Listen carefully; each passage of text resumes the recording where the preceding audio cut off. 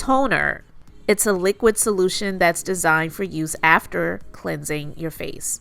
You can apply it to your hands or by putting it on a cotton pad and swiping it over your skin. I always recommend using a cotton pad, and the purpose of a toner is to help balance the skin's pH and remove leftover dirt and residue that you may have missed with your cleanser. The toners of old were known for how they dried out the skin, but the newer generation of toners are formulated to rebalance the skin after cleansing and prepare it for products that are applied afterward, and even address a variety of issues.